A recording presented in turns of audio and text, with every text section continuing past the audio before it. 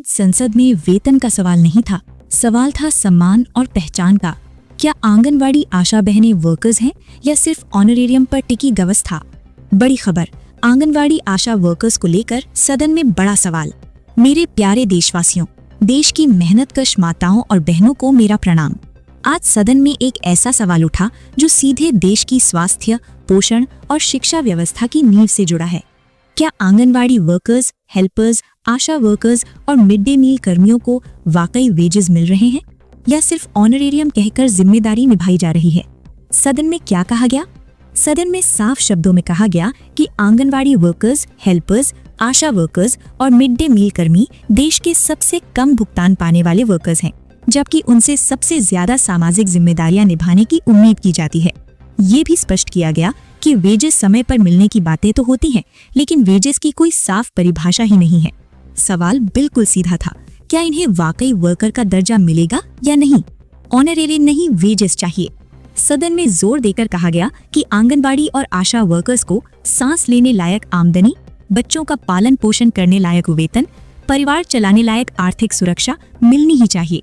स्पष्ट शब्दों में कहा गया, ऑनरेरियम कह देने से जिम्मेदारी खत्म नहीं होती। ये वर्कर्स हैं और वर्कर्स की तरह ही ट्रीटमेंट चाहिए। शिक्षा नीति और स्कूल बंद होने का मुद्दा, एक बेहद गंभीर तथ्य भी सदन में रखा गया। 3 फरवरी 2025 को पूछे गए सवाल के जवाब में बताया गया कि 2014-15 से 2023-24 के बीच देश भर में 89,341 सरकारी स्कूल बंद हुए।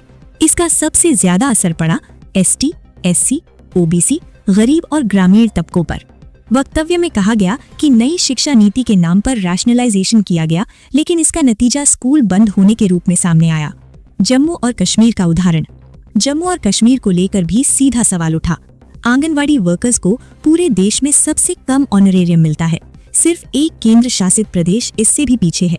मांग साफ रखी गई, अगर राज्यों का हिस्सा बढ़ाया नहीं जा सकता तो कम से कम केंद्र सरकार अपने हिस्से में बढ़ोतरी करे।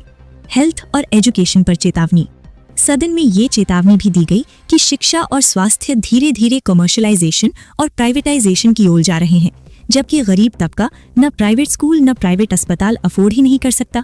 सरकार से साफ मांग की गई कि सरकारी शिक्षा, सरकारी स्वास्थ्य को मजबूत किया जाए, कमजोर नहीं। निष्कर्ष, ये सिर्फ एक भाषण नहीं था, ये एक सीधी चेतावनी थी। अगर आंगनबाड़ी, आशा और मिड डे मील वर्कर्स को वर्कर का दर्जा, न्यूनतम वेतन और सामाजिक सुरक्षा नहीं दी गई तो देश की नींव कमजोर हो जाएगी। केबीजी न्यूज मीडिया की अपील, इस वीडियो को लाइक करें, चैनल को सब्सक्राइब, फॉलो करें और अपने राज्य जिले की स्थिति कमेंट में जरूर बताएं, क्योंकि ये लड़ाई सिर्फ पैसे की नहीं, सम्मान, हक और भविष्य की लड़ाई है। फिर मिलेंगे एक और सटीक और तथ्यपूर्ण अपडेट के साथ। नमस्कार।